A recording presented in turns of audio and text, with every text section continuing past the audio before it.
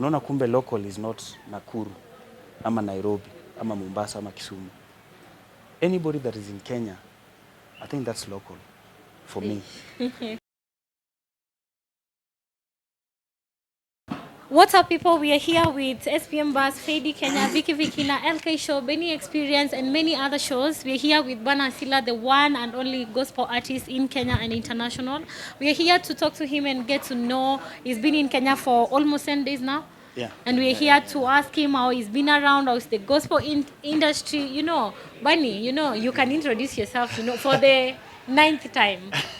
Bwana ASILA is my name, Kenyan, living in Europe, doing what we do best. That's gospel music. Maybe you shared us. We are here. We were doing International Night of Worship. You shed some light. How is it been? Where have you gone so far? What have you been able to do? And why are we here tonight? And what are people anticipating in the future? Before we keep on and we ask you more of the gospel industry, you did a music. We also want to know about it and all that. So International Night of Worship is a gospel music event, gospel worship music event that is organized by Mziki Tours. Mziki Tours is an organization from Finland, which I head, and in partnership with GTM Ministries, an organization from the US. So basically, the worship event is aimed at bringing worshipers from different countries across the globe. We are happy today that we had singers from about 6-7 countries. That is Sweden. We had some singers from Norway. We had some singers from Germany. We have some Sweden from USA, and we had some from France also. So as you saw, I'm sure you guys saw, this was a great experience. It has never happened before. We had a total of 45 singers from all across the globe. And then we had international choir directors and music leaders that joined us. So this was awesome. And we had hundreds of local singers that joined us. So this is amazing, amazing. I'm happy that this has been a success. It's been a long journey, but now we've been able to execute it. And this is not the only one. Next week, we even have a bigger one, a much, much bigger one. After this, these guys are leaving tomorrow. They're flying back to their countries. But even as they do that, we have another set of singers coming. And this is even going to be much, much bigger. We are hosting a total number of 200 singers that are coming from Europe and Japan and USA. I think we have about 45 singers from Japan. They are landing on Wednesday, 5th July. We have 69 singers from Switzerland who are landing on, I think, Wednesday again in the evening. We have about 25 singers from Spain. We have another 25 singers from France. We have about 15 singers from Brazil. We have some singers also from the USA. So this is going to be even bigger event. In total, we are looking forward to having 200 singers. And that's definitely amazing. It hasn't happened before. Nobody else has done it before. So tunashukuru Mungu bana. Wow, maybe you shed some lights. We have having problems in the gospel industry in Kenya. We've seen musicians jump from gospel to secular music, and we also seeing there's no impact in the society as much as it used to be maybe 3 to 5 years back. Maybe what plans are you having now, and what keeps you going as well, because it's not easy to keep it in the gospel industry. Maybe you tell us, are there challenges from your side? What keeps you going, and why do you think our own gospel musicians will move from gospel to secular? I think first, watu washikane wafanye kazi. Unity is a very important virtue, a very important thing when you are working as a team. Unaona kama mimi sasa, there are so many people that we've tried to reach out to, lakini back then when we tried to reach out to them, the response was they weren't cooperating. So because of that, we had to reach out to international friends. That's why we have these international friends coming here. I had to go out there and look for international friends that we can work with, because these guys that are here, wale tunawajua, they don't have unity. Our supportiani, they don't help each other. They don't mentor upcoming artists or singers.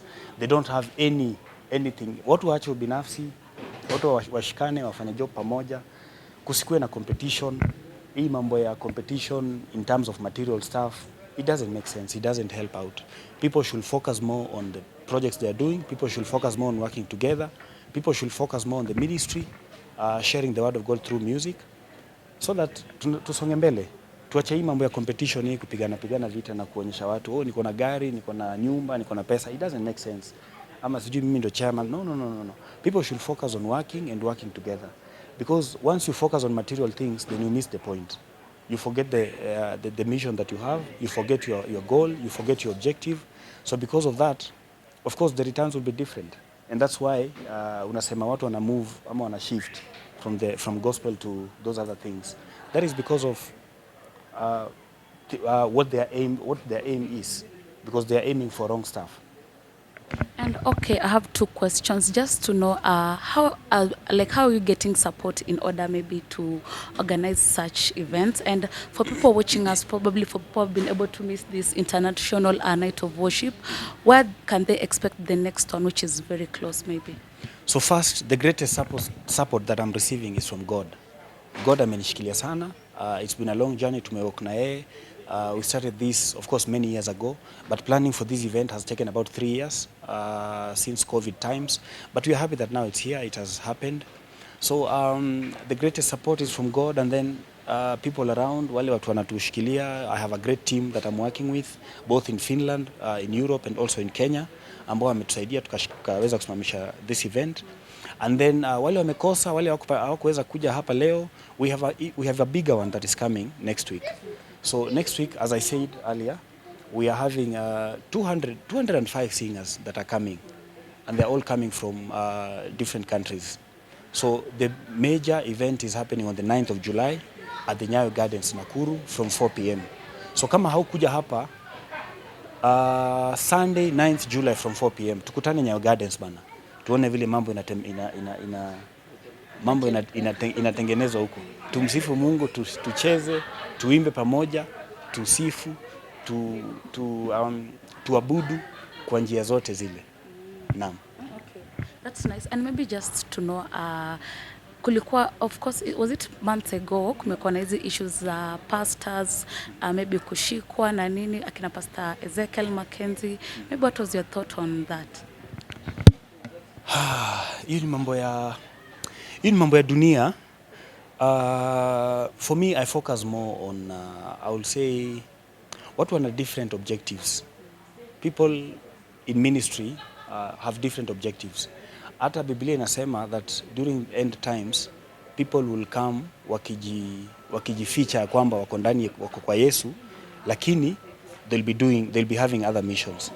So for the thing here, Pastor Mackenzie, I think those are just cultic acts. And unfortunately, Kenyans wanafuata hiyo story. Maybe because of frustrations, vile mambo iko sahi. But you see, that should not be the point of focus. The point of focus should be that our people that should be helping us to follow the right ways, ambao ni artists, ambao Mungu amewapatia hiyo kipaji, amewapatia the platform, how ndio wafanye the right thing. So because of that, people are looking for those other alternatives on how they could maybe get uplifted in different ways. But I think if our artists, gospel music artists, our other ministers in different forums, different platforms, if they will do what they're supposed to do as they were called to do, I think such things wouldn't be happening. Because right now as it is, there is a gap. So since there's a gap, anybody will try to look for a way to maybe move ahead.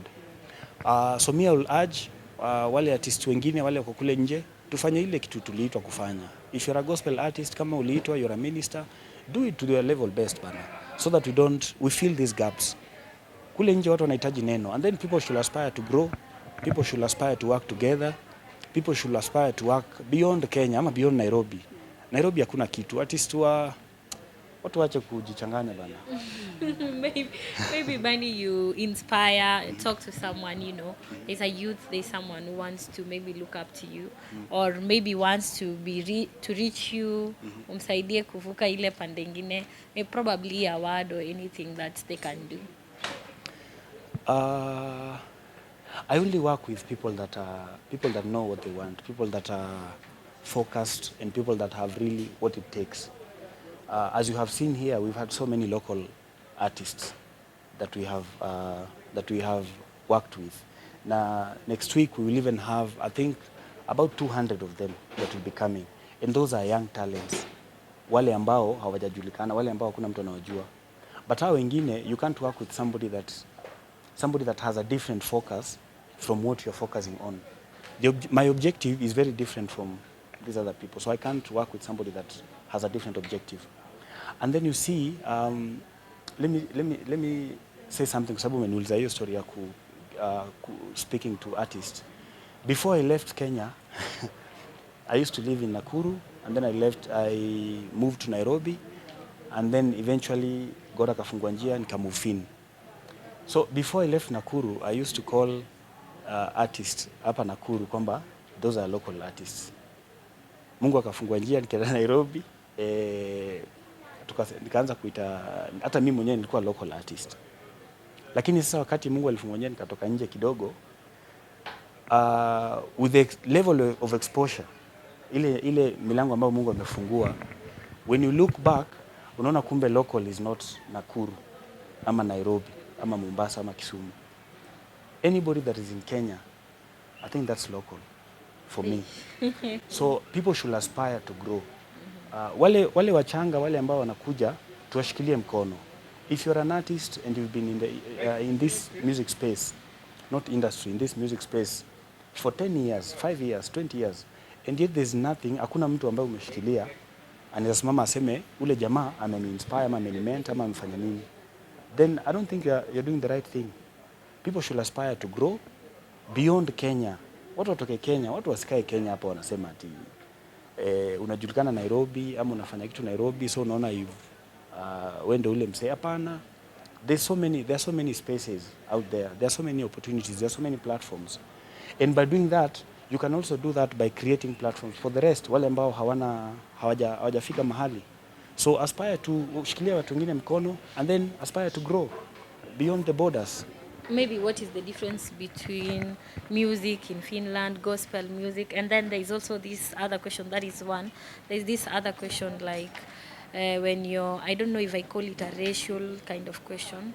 What do you ever receive a backlash when you're in the other side? Because there is also this, when you are different and outside, you probably may receive you're black and all this. Does racism, for example, get to you when you're in Finland? And also, what is the difference? Why do you insist on aspiring someone to be, probably go out of Kenya to see the difference? So what is that kind of difference that you see? Number one, I don't mind about somebody looking down on me because of racism, as you're saying, even though I live there. Because I'm focusing on important things. For me, mtu akiwa na perception towards me because I'm African, I'm from Kenya, that is on them, not for me. Mimi, I'm focusing on very different things. That has happened, that will always happen. It happened before, it's still happening, not just to me. So nikikasirika, nikikuwa na depression, nikifanya nini, it doesn't change anything. For me, I don't care about, that is out there. Hiyo story iko kule nje. But it's not for me. Mimi, I'm focusing on what I'm doing. I'm focusing on my projects. I'm focusing on my music. That's what is important. I don't mind about those, because those are things that will always be there. And then number two, you asked about why am I emphasizing on people to grow. The people should aspire to grow. You see, ukiangalia majirani zetu hapa, TZ, ama Nigeria, ama South Africa, watu wanafanya mziki bana. Watu wanapiga kazi. Watu wanatumia mziki kueneza injili, not just in their countries, but they've grown. The Bible says that we should aspire to grow, we should grow from glory to glory, from glory to the other. Lakini sasa ukiwa tu uko hapo, umefanya kitu Nairobi, unaona wewe umefika. It doesn't. Yet people are moving, people are doing stuff out there. Watu wanataka kusikia injili through music, not just in Kenya, even out there. So that's why it's important. You've seen people like Sinach doing international mission tours, music mission tours. Mtu anaenda anafanya ministry, anaimbia watu kama 30, 40, 50,000. That's not easy. And yet hapa mtu anajipiga kifua sababu anaenda ku minister in a place that maybe we have, unajua, you know what I mean. So that's why I keep emphasizing on people should aspire to grow, because there are so many platforms out there. There are so many platforms. And then when you also, ukitoka from one level to the next one, it means that level will be empty. So utaachia mwingine pia atatoka pale mali yako, apande, akuje juu kidogo. Lakini ukikaa tu uko hapo, unazuia vitu mingi sana. Yako, baraka zako, na pia za wale wengine ambao wako chini yako. Okay, maybe lastly, you give us your handles and tell us where we can find you, and also this team that was singing here, you can also share the handles and maybe give a vote of thanks as we close. So follow me at ASILA Bani, Instagram, Facebook Bani ASILA, YouTube, watch out my new jam, Mambo Yamebadilika, Bani ASILA.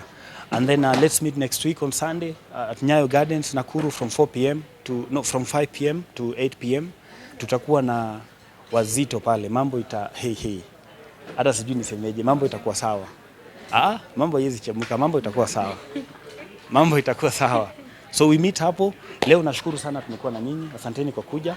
So we see you guys, I'm sure you're coming. Yeah. Na Nairobi pia tunaenda kuchukua wale wasee. I think waziri atakuwa mawaziri wawili watatu. Okay. They've confirmed to us that they'll be coming, because we have a flight that is arriving with about 150 people at once. So that's quite huge. We have people, some waziris watakuja kutusaidia kwa welcome kwa airport. I hope you guys will be there also. Kama kawaida, si ndio? Hapo sawa. Hapo sawa. Bye.